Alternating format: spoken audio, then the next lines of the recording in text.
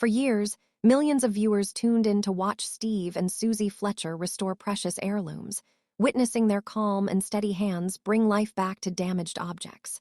Their soothing voices and methodical approach became synonymous with comfort, patience, and quiet reassurance.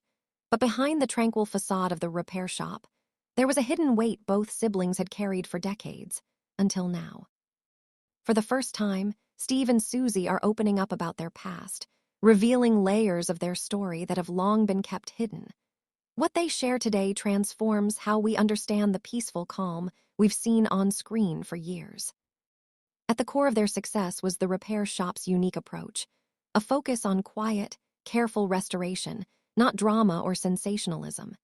Steve's expertise in repairing antique clocks, objects that had weathered wars and generations, paired with Susie's delicate leather work on items like saddles and chairs, gave the show its emotional depth.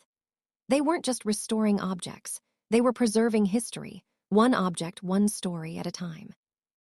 As their reputations grew, so did the trust and loyalty of their audience, who appreciated the unhurried pace and empathy both siblings brought to their craft. The show became more than just a series about repairs. It became a national institution. Yet, despite the success, something felt different beneath the surface.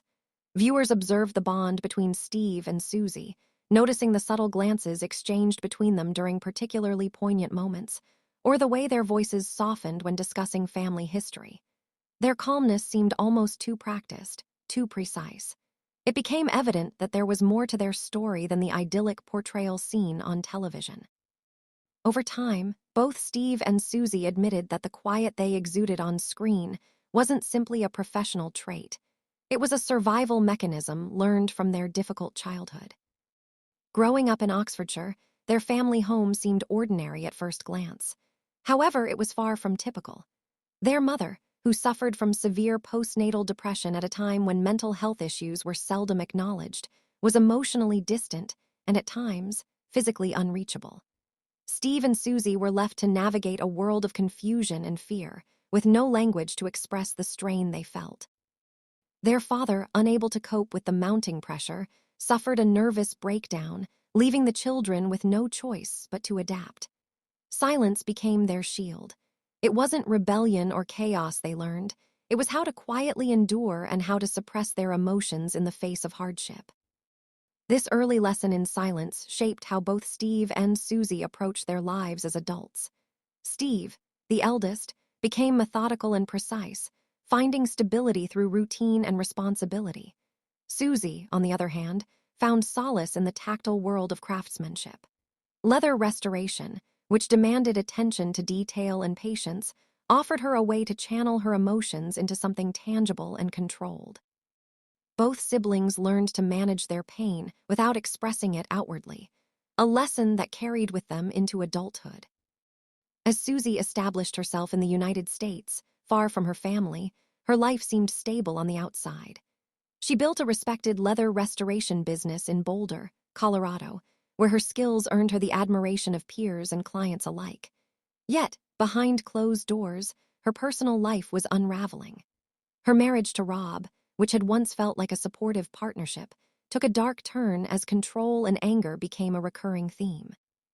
Susie would later recount how her husband's volatile temper escalated to physical violence, with one incident standing out above the rest, Rob lifting her by the throat in an act of raw aggression. Even in that life-threatening moment, Susie remained silent, too conditioned by years of suppressing pain to speak out.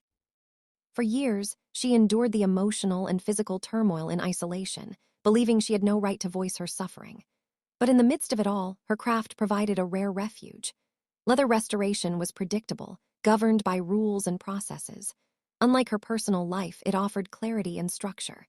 In 2010, after Rob's cancer diagnosis and eventual passing, Susie found herself confronting complex emotions: grief, relief, exhaustion, and trauma. It was a period of transformation, but it didn't resolve the pain she had long carried. While Susie sought escape through her craft and the distance between her and her troubled past, Steve remained anchored in his childhood home. Oxfordshire was not only his birthplace, it was the steady ground beneath him. He embraced the discipline of clock repair, a trade that demanded focus, patience, and precision. As a husband and father of 5, Steve's life was defined by consistency and routine. His ability to remain calm and composed earned him the reputation of someone unflappable, traits that were not innate, but carefully cultivated through years of emotional restraint. Despite the miles that separated them, Suzie and Steve remained closely connected. They didn't communicate frequently, but their bond remained strong. Steve, who had always been Susie's protector, kept watch over her from afar, offering quiet reassurance whenever she needed it. Their relationship wasn't founded on constant conversation, but on a deep understanding and trust that transcended words. When Steve joined the repair shop, it wasn't for fame or recognition. It was because his craft mattered, and the work was something he could do with his sister. Though their roles on television began as experts in restoration, there was something more subtle at play beneath the surface. The trust between Steve and Suzie wasn't just a display of professionalism. It was the result of decades of shared history. As the show progressed, fans began to notice small shifts. Susie's occasional absence from episodes, Steve's more reflective tone during interviews, and the growing recognition that the quiet moments in the workshop carried more weight than ever before. In one rare interview, Steve broke his usual silence, revealing that the emotional discipline he had carried for so long was starting to wear on him. He admitted that holding everything inside was no longer sustainable. For Suzie, speaking out was far more difficult. However, when she did, her words were powerful in their simplicity. She spoke openly about the control and fear she had endured in her marriage, as well as the emotional toll it had taken on her. She also shared her struggle with dyslexia, a challenge she had hidden for years, even from her closest colleagues. These revelations shocked viewers who had come to see Suzie and Steve as paragons of stability. The truth, however, was that their calmness had always been part of a much larger, untold story. As Suzie and Steve began to allow more of their true selves to be seen, their role on the show took on new meaning.